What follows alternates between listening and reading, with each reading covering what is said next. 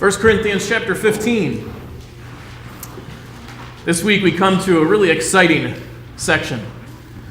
All of chapter 15 has been exciting, and this section I think is just even more exciting. The last 2 weeks we've been making our way through this wonderful chapter. This whole chapter, these 58 verses talking about the resurrection, the truth of the resurrection, and just all this wonderful truth about the resurrection. The first 11 verses, Paul sets the stage, or really lays the foundation for the kind of the case that he's going to make for the validity of a bodily resurrection. He basically reminds them that they already believe in a resurrection. They have already accepted the validity of the resurrection of Jesus. After all, that's what the Christian faith is founded upon. Without the resurrection, we wouldn't be here this morning. I mean, in this place, doing what we're doing. We wouldn't be doing this without the resurrection. Without the resurrection, Jesus would simply have been another fraud that came along, made some claims, and then died. But we believe that he literally rose from the dead and is alive today. And that's the foundation of our faith. Then in verses 12 to 34, Paul addresses the issue that they were facing from the cultural influence all around them. You remember from the influence from the Greeks who said there was no resurrection, even from their own Sadducees who didn't believe in a resurrection or a spiritual life. And in verse 12 he says, "How can some of you say that there is no resurrection of the dead?" And then he spends the next several verses and so last week we looked at a number of the reasons that we cannot deny the resurrection. Because if there is no resurrection, then Christ did not rise. And if Christ did not rise, preaching is useless, our faith is useless. Paul says he's a false witness, and anybody else that is preaching the gospel, the resurrection, are false witnesses. Not only is our faith useless, but it's also futile. It doesn't do anything. So not just it's pointless, but we're still stuck in our sin. And sin hasn't been paid for, and so we're on our way to hell. And then he says, and if there's no resurrection, those who have died are lost forever. And then he sums it all up at the end there in verse 19 and says, and if there's no resurrection, we would be the most pitiful people there is. Without the resurrection, because we're basing we should be basing our entire lives on the fact that there is a resurrection, that Jesus rose from the dead, and that one day we'll be with him. And that's why you live the life the way you do. Otherwise, you're wasting your time being here this morning, right? Hopefully, you would be then wasting all of your life, because everything that we do should be based on and founded upon that truth. But then in verse 20, he comes back to the truth that Christ has indeed been raised. And continues on for the next 14 verses, showing them what it means for us, that we also will rise from the dead. Jesus was the first fruits, and we will also be raised from the dead. These bodies that we have now at the rapture will be reunited with them if we've already died. If not, and we're still here, we'll be changed in a twinkling of an eye. But that's an amazing thought.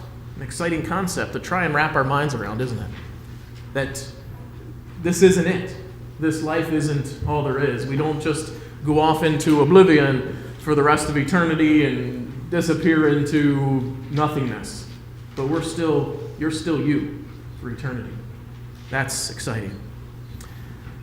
Paul knows that there were skeptics among them, and he anticipated what their response to these truths would be.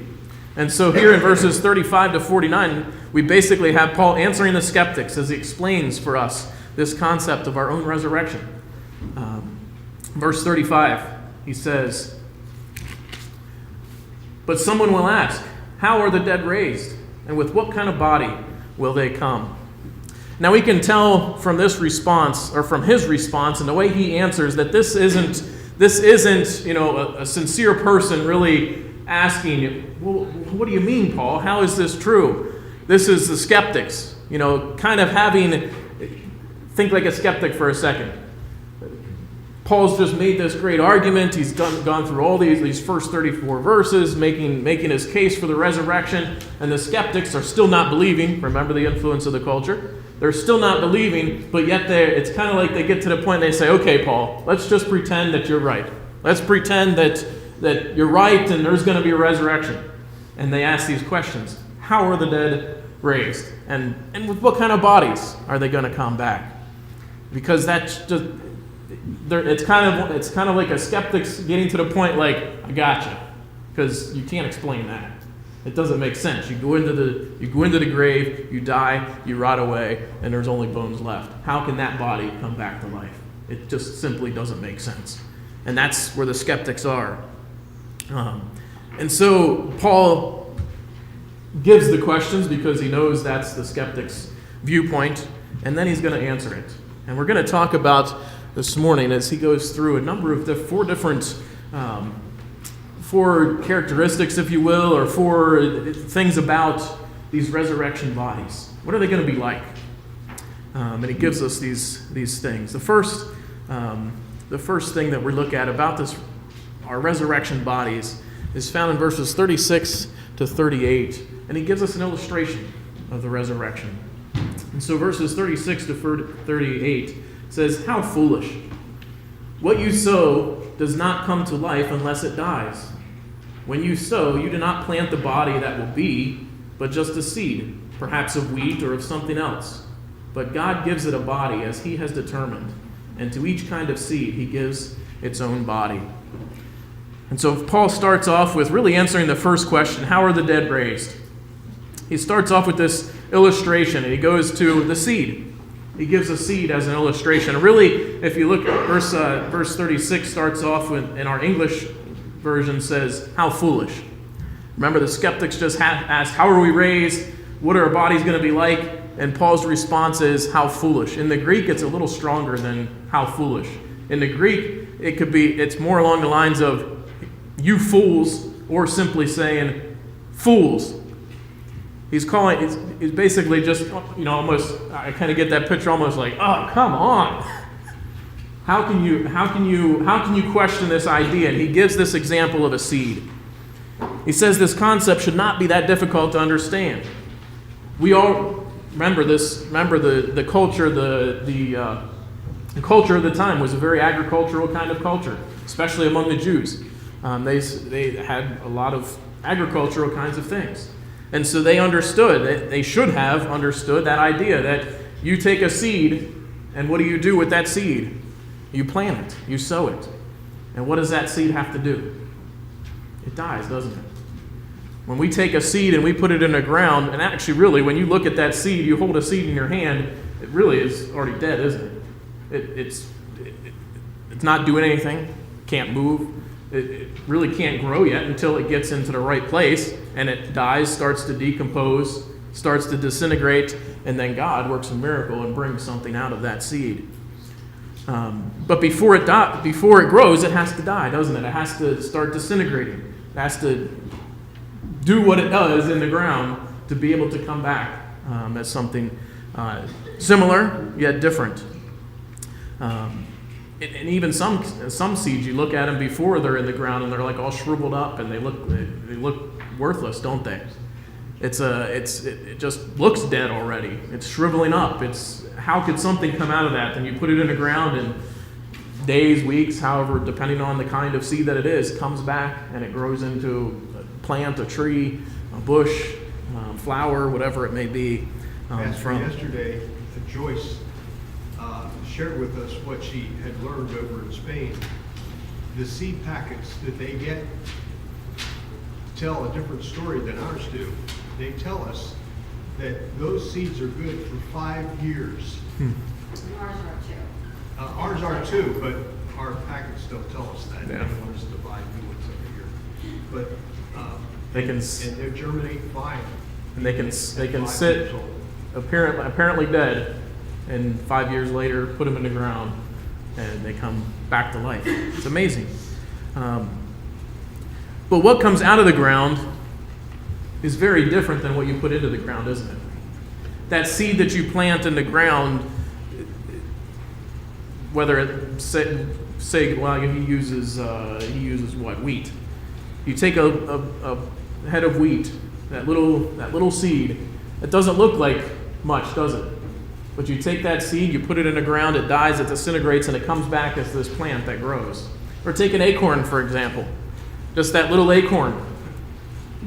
You look at that acorn, and who would think that you could put that in the ground, and 50 years later you're going to have this huge oak tree that's going to stand tall, weather the storm. But that's the illustration. That's the picture that Paul's pointing out here. He's saying you already know the concept of resurrection, because you take a seed that looks and appears dead, put it in the ground, it dies, and then it comes back as something completely different. Yet, even though it's completely different, it's still the same, isn't it? In a way. Because that wheat seed will produce a wheat stalk, which will then produce wheat again. Or that acorn you put in the ground, it grows into a tall oak tree, and then it comes out of then it grows and becomes an oak tree, and then it produces more acorns, doesn't it? And so that seed produces after its kind, but it produces something similar, yet very different. Still has the same kind, the same concept. It's still a piece of corn, or it's still a piece of wheat, or it's still an acorn, an oak tree, but it comes after it goes into the ground, it comes out looking so different than what you put into the ground. And so Paul is making this same comparison to our bodies. We're buried in the ground. We disintegrate, but at the resurrection we'll come back out of the ground in a different form, yet still contain you. You'll still be you. Just like that corn that grows back up and grows into more corn is still corn, you're still you. We'll still have that individuality, as we'll see. And so Paul makes that point. Jesus even referred to this in John 12. You don't have to turn there, but jot it down and look at it.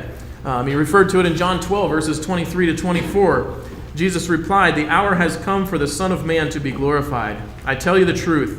Unless a kernel of wheat falls to the ground and dies, it remains only a single seed. But if it dies, it produces many seeds." And Jesus was making that correlation with his own life. That until he dies, he was him. Once he died, once he resurrected from the grave, there was so much more fruit that came through him. We're the fruit of Jesus, of his resurrection. Because of his death, burial, and resurrection, he brought forth so much more fruit in our lives, even to this day. So Paul is essentially saying to the skeptics, if you don't believe in the resurrection, then you can't believe in a harvest either. If you don't believe in a resurrection coming later, how can you believe in a harvest? Because it's the same picture.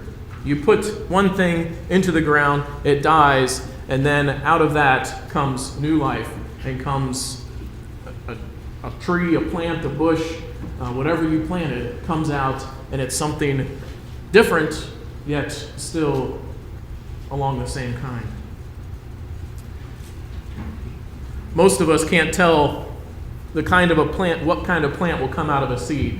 I know if there was a table in front of me and there was just an assortment of seeds, I might be able to pick out corn, soybeans, maybe some other kinds of beans, but beyond that, if it's just in a big pile, I'm not going to know what it is.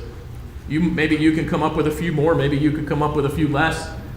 But we look at those seeds, and from us looking at a seed, we think, I don't know what it is. That's why we really like those packets when they have what it is on it. If we lose that packet or that falls off and we have a packet of seeds and we go, I don't know, it looks like beans, but we'll try it. We plant it and peppers grow, and we think, oh. But God knows what's in each one of those seeds, doesn't he? God knows each one of those seeds. He knows what is going to grow, because he is going to make that grow, isn't he? Verse 38 really tells us why some seeds produce trees, some bushes, and some flowers. Look at verse 38. But God gives it a body as he has determined, and to each kind of seed he gives its own body. God has determined it all. Even down to the little seeds, a little mustard seed. God knows what's in that seed, and he knows and he determines what will grow from that seed as he produces it, makes it produce. If God can make something like a tree grow from an acorn, why would anyone think that he can't take a human body and raise it back to life in a similar yet different form? God can take an acorn and make an oak tree out of it. Why couldn't he take us after we die and raise us back to life in a similar yet different form, different way?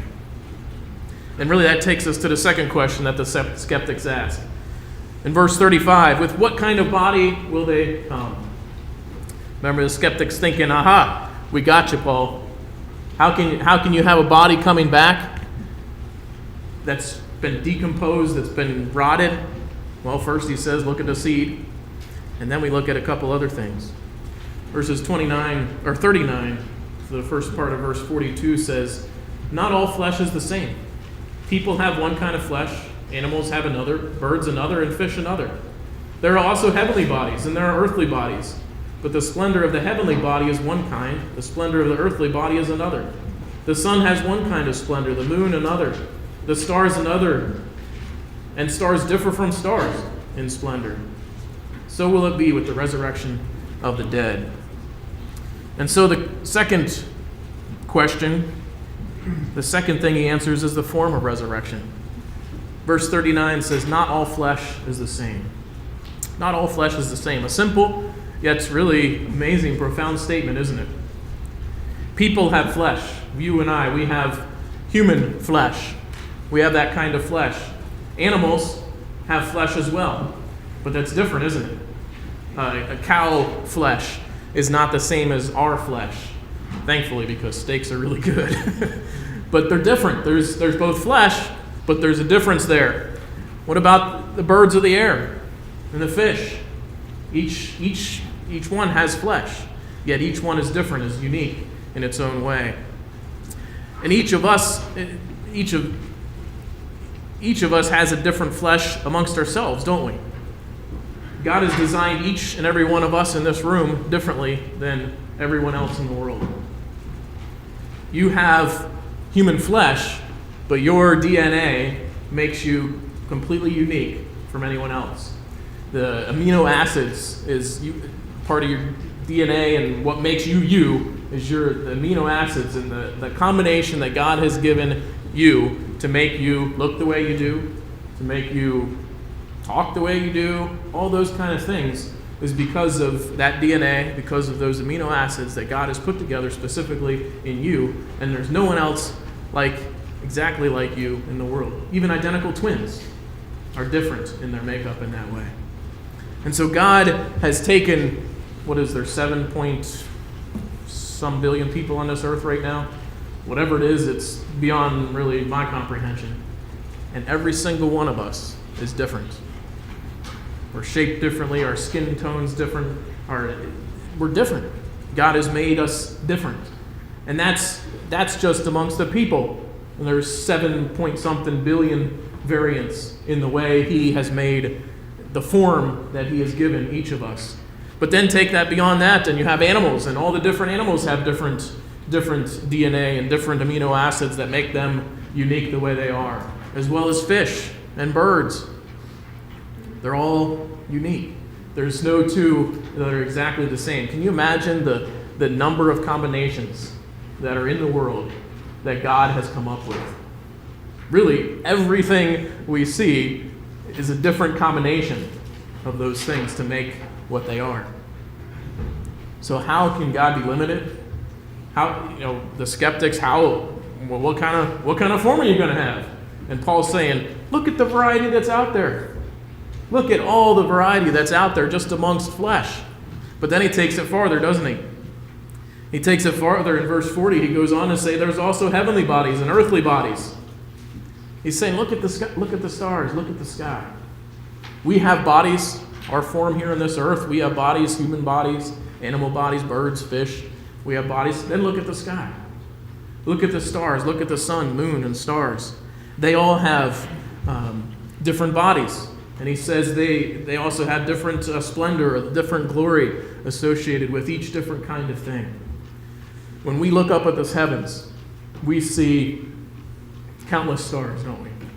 Countless white dots in the sky. But what do we know when we look closer at all of those? They're all different. With the naked eye, we look up and they look the same. But when you get a telescope and you start looking at them, there's amazing variety out there. as far as we can tell, the heavens are endless. And the millions and billions and numbers I can't even say that are out there that God has made different. Even in what we've found so far, no two bodies in the heavens have been identical. No two stars, no two planets, no two moons, they're not the same. They're different. There's a variety. The form that God has made of the celestial bodies are so varied. It blows our mind. It's beyond our comprehension how God can make so many different things. The variety that he has.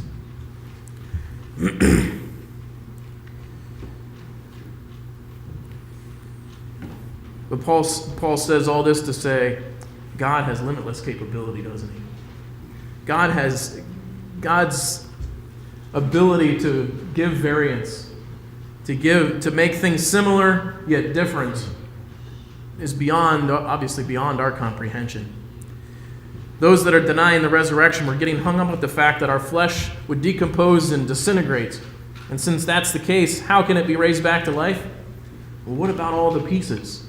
What about someone who was cremated? Is God going to have to find all those ashes and put it back together? What about someone that was maybe dismembered by a wild animal? And different animals ate it and they're spread all over. What about, we can go on. What about someone who dies at sea and their body disintegrates in the ocean and this fish eats some and this fish and that shark eats some of it and it gets spread out all over the sea. And they're saying, how can God put all that back together? I mean, that's the ultimate jigsaw puzzle, isn't it? How can God find all those pieces to put that back together to raise you back in your body? And Paul's saying, really? After all the variety that God has created already that we can see, is that really too hard to comprehend? That God could do something like that? He created you out of nothing in the first place. He created everything out of nothing in the first place. That's not too difficult. Not that he's going to be sorting through the sand and everything at the bottom of the sea trying to find your pieces. He's able to just put it back together. Really transform our bodies into a new body, different yet similar. And Paul says in verse 42, so will it be with the resurrection of dead. There's no limit to God's ability to create limitless variation in what we can see now. There's no two of us are identical. No two bodies are identical. Just wait till you see the limitless variation in what is to come in the resurrection. That takes us to the third point this morning, the contrast of our resurrection bodies. Verse 42 through 44, he continues on to say, so will be with the resurrection of the dead. The body that is sown is perishable. It is raised imperishable. It is sown in dishonor. It's raised in glory. It's sown in weakness. It's raised in power. It's sown a natural body. It's raised a spiritual body. If there is a natural body, there is also a spiritual body. Stop there. Contrast. Paul gives 4 contrasts here. He says, first off, we're sown perishable, we'll be raised imperishable. We're sown, we're born in this life. In this life, we're born perishable. And really, these bodies you now have are perishable, aren't they? We all understand that fact. From the time we're born, we're dying. It takes a long process, others it's shorter, there's different lengths of time. But from the moment we're born, we begin disintegrating, we begin dying, don't we? Our bodies break down, we get old, we get frail, we get bruises and injuries.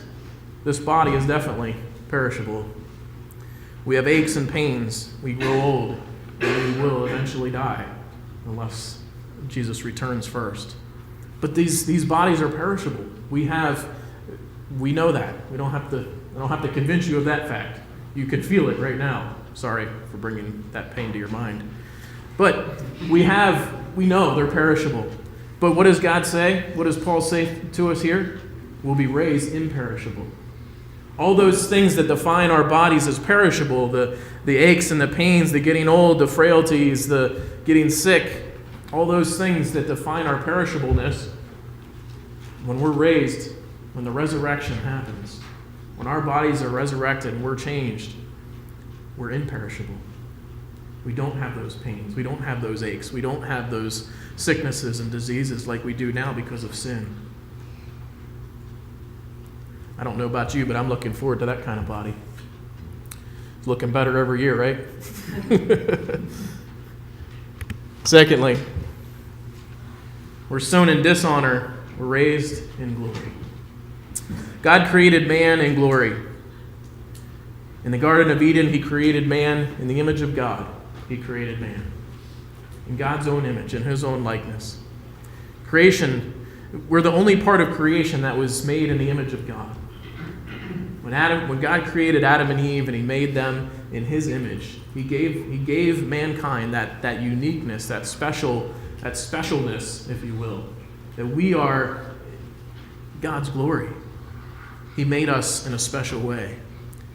But because of sin, once Adam took of the tree of the knowledge of good and evil, he started that downward cycle, didn't he? Of dishonor. Every person born since Adam was born in sin. Every one of us. Romans 3:23 tells us, for all have sinned and fall short of the glory of God. We can't reach that glory in this body because we're in dishonor. We have the sin nature. We have sin's effect on these bodies. And that's why they fall, they fail, they get old, deteriorate, break down, and die. We're born in sin. And because of sin, we're dishonor. But we're told here that this is only temporary, isn't it? I'm so thankful for that it's only temporary. While we're confined to these bodies, we're in dishonor. But once we rejoin our resurrected bodies, if we've died when Jesus comes back, then we'll be raised in glory. I can't imagine what that body's going to be like, to be raised in glory. To be not a dishonor anymore, to not be affected by sin, to not have that on us anymore, but to be raised in glory, to go from dishonor to glory. How awesome that's going to be. Thirdly, he says, we're sown in weakness, but we'll be raised in power. We know we're weak in this life, don't we? Sometimes we feel weaker than other times. We're susceptible to diseases, failures, heartaches, death. We can't overcome our limitations sometimes. We can't conquer our weaknesses. We struggle. We're at the mercy of everything around us, aren't we? Our environment can kill us. We see the environment around us and natural disasters and those kind of things, and we're at the mercy of those. A hurricane blows through, or any of those earthquakes, or any of those things, and our environment around us can really have a serious effect on our lives. So we're susceptible to the environment. We're susceptible to people around us. They affect us. People do affect us. We're even susceptible to what we eat, aren't we? We can eat good things, and it can help us and make us feel healthy and feel better.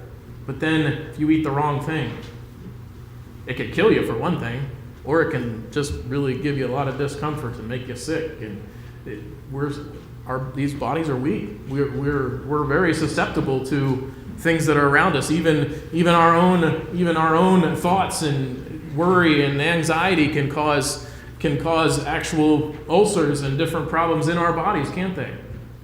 These bodies are weak. Oh, sure, we can strain to be stronger, and we can make some progress. We can exercise, and we can do the best that we can, but it doesn't take much, and all of a sudden that can be taken from us in our health, and whatever happens to our bodies. We're susceptible, we're weak. But what happens in the resurrection? We're raised in power. Isn't that a cool thought? We're raised in power. Martin Luther said of the resurrected bodies, he said, as weak as it is now, without all power and ability, when it lies in the grave, just so strong will eventually become when the time arrives, so that not a thing will be impossible for it if it has a mind for it. And it will be so light and agile that in an instant it can float here below on earth or above in heaven. The power that our bodies will have when God raises us in power, not in weakness, frees us from the limitations of this life. Really, that gives us the next one. We're sown as a natural body, we're raised in a spiritual body. Our bodies now are suited for this life, aren't they? We fit well in this world. We can survive, we can live amongst the problems, but we're suited for this life. We're suited for life here on earth. We have the way we're made up. We have a natural body, and that's the way we live. We have limitations. We're perishable, we're corrupt, and we're weak, but we can survive here on this earth. But when we receive our resurrected bodies, it will no longer be a natural body. Instead, it will be a spiritual body. In other words, it will be well suited for life in the spiritual realm. We'll be suited for life in the spiritual realm like the angels. Jesus gives us a glimpse in Luke 20, verses 34 and 36. He said, Jesus replied, "The people of this age marry and are given in marriage, but those who are considered worthy of taking part in that age and in the resurrection from the dead will neither marry nor be given in marriage." But then pay attention to this verse, 36. "And they can no longer die, for they are like the angels. They are God's children, since they are children of the resurrection." Did you catch that? We'll be like the angels. I don't think that means we're all going to get a set of wings and a harp and sit on a cloud. But what do we know about the angels? How can they move? How can they get where they want to go? They're there, aren't they? God sends them and they're there. Jesus said we'll be like the angels in that way. We can go there where we want to go. The angels are suited for a spiritual life. They're invisible most all the time. But when God wanted them to, they were visible to people, weren't they? That's an interesting thought. Now, once we're all there, we won't need to see people, but we'll be like the angels, as Jesus said.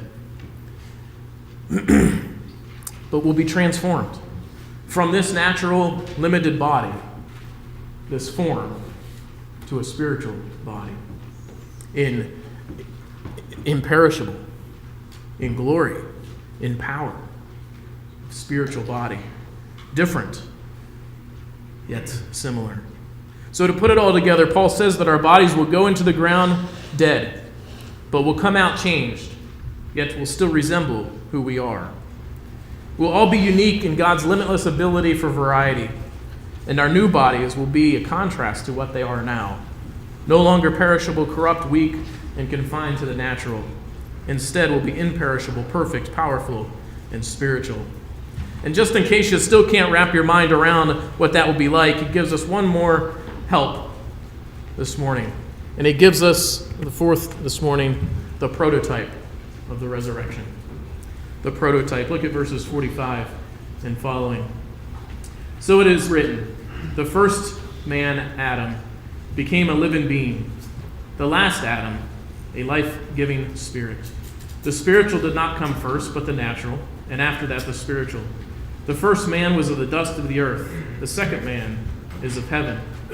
As was the earthly man, so are those who are of the earth. And as is the heavenly man, so also are those who are of heaven. And just as we have borne the image of the earthly man, so shall we bear the image of the heavenly man." The prototype of the resurrection. Here Paul makes this correlation between Adam and Jesus. Adam is the first man. He gave us this natural body. And sometimes we want to, thanks a lot, Adam. But he gave us this natural body, didn't he? When he sinned, we got this. He had the body before sin. But sin took the whole race, took the whole human race into where it is today. Every one of us was born with the natural body. We know what this body's like because it's the body you have right now. This one we're born with, and the one that will eventually die unless we're still here at the rapture. But then Paul points out Jesus as the last Adam.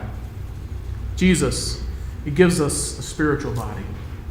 He gives us a spiritual body. Just like we inherited the natural body from Adam, being born as a human, we will inherit the spiritual body from Jesus, being born again at the resurrection.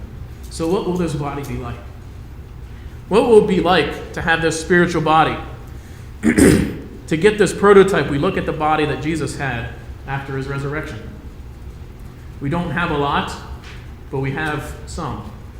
We have a few glimpses as to what the body of Jesus could do after the resurrection, don't we? He could appear and disappear. Remember the road to Emmaus in Luke 24. We read the encounter that the two disciples had with him, with the resurrected Lord. He's walking with them, talking with them. They get to Emmaus. They start eating together, and Jesus opens their eyes, and they realize who he is. And what happens? Jesus, stops and talks and explains. No, Jesus disappears. Right there in their midst. He's all of a sudden he's breaking food with them. In other words, he's eating with them. And all of a sudden, they look and they go, "Oh, it's Jesus." Boom, he's gone. He disappears right before their eyes. How strange that would be for them, but yet at the same time, it goes on to say that it says that didn't our hearts burn within us as he explained to us and talked with us along the road. He was sharing with them, and they were kept from recognizing who he was. But as soon as they recognized, he disappeared. And then a couple verses later there in Luke 24, Jesus suddenly appears in the midst of the disciples. He could appear and disappear wherever he wanted.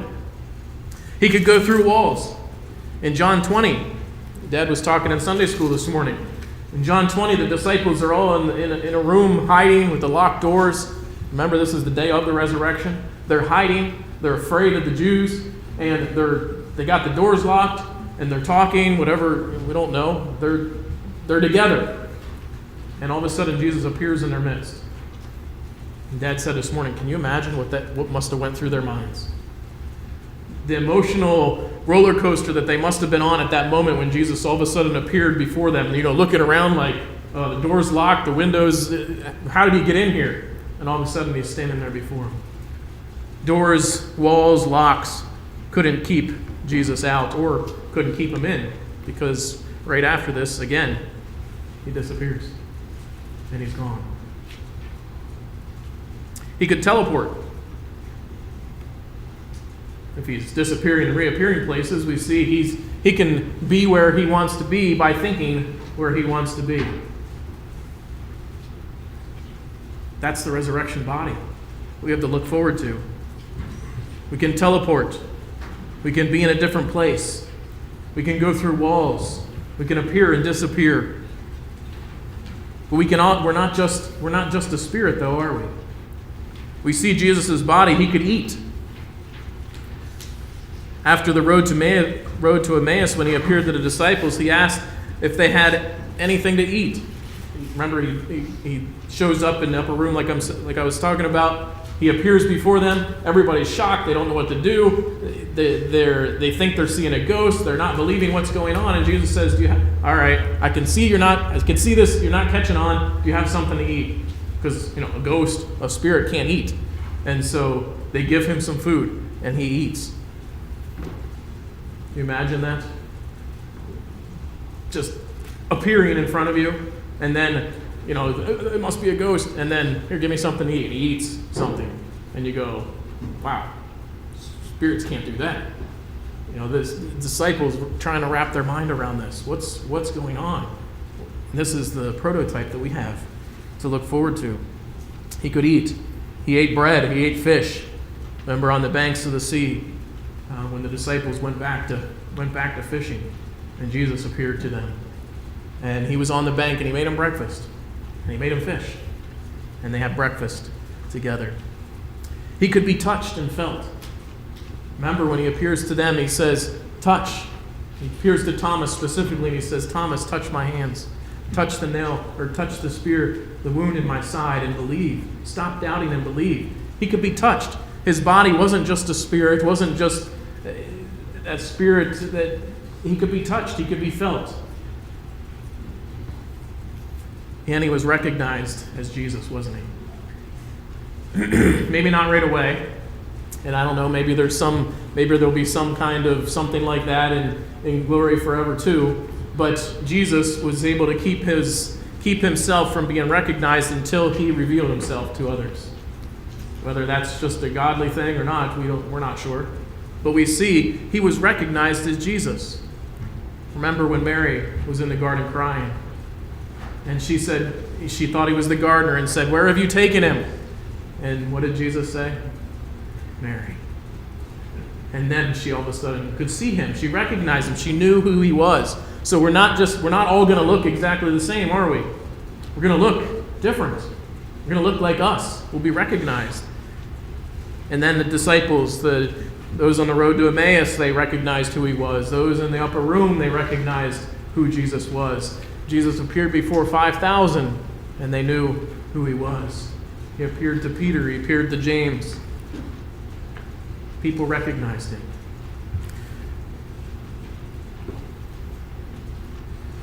There was something so different, but so familiar at the same time. He was no longer corruptible. His body was no longer decaying. He was incorruptible. In Acts 1, verse 11, after Jesus' ascension, the angels, or the disciples, are standing there staring at the sky, and the angel appears to them and says, "This same Jesus who has been taken from you into heaven will come back in the same way you have seen him go into heaven." This same Jesus, whether it's 2,000 years later, whether it's 10,000 years later, this same Jesus that you've seen go is going to come back. And we're going to recognize who he is. Isn't that exciting? The thought, and that just really scratches the surface of what our bodies will be like. God didn't give us a lot of details, because I think if we knew too much about it, we'd have a hard time keeping anybody here. Some of us are already talking like that. I just want to get out of here. Get started in this eternity with these glorified bodies, these no pains and no aches. We just want to go.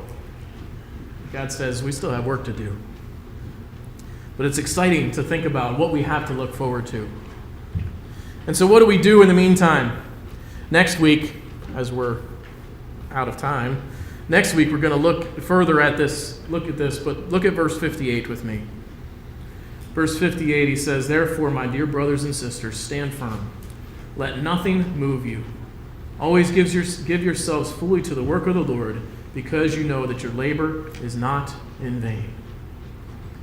Because of the resurrection, because we have this wonderful hope, this truth of looking forward to our resurrection, and being with God in eternity in our resurrected bodies.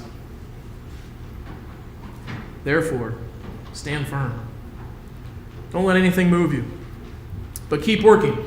Keep doing what God wants us to be doing. Keep fulfilling the Great Commission. Keep spreading this good news. But we have so much to look forward to. And with the realization and truth of what we have to look forward to, even just how awesome these bodies are going to be, shouldn't that make us want to share with someone else? Like, we know what's coming. We have the answers. We have the hope. Do we share that with others? That we know that when we see him, we will be like him. Wow. What a day that's going to be. Heavenly Father, thank you so much for loving us so much and caring for us, that you would give us a glimpse into what we have to look forward to. Even in here, as Paul answers the skeptics and gives a little bit of insight into the truth and validity and form and of the resurrection, of our own resurrection bodies, resurrected bodies. Lord, how exciting it is to think about what we have to look forward to. But Lord, help us in the meantime not to get so focused on what is to come that we forget what we're supposed to be doing now. Help us to be so excited about what is to come that we want to take more with us, that we want to share, that we can't help but share, as the disciples there in Acts, who's before the Sanhedrin said, we can't help but share about what we've seen, what we've heard, what Jesus has done in our lives. Lord, help us to have that same kind of attitude as we have the wonderful hope, the blessed assurance of what will be like one day. And really, I'm sure we can't even begin to comprehend what that's going to be like. The glimpse that we have is amazing, as awesome as it is. Probably doesn't even begin to scratch the surface of what it will truly be like. It's in Jesus' name we pray. Amen. Let's take our hymn books and turn in closing to number 762. What a day that will be. 762. Let's stand together.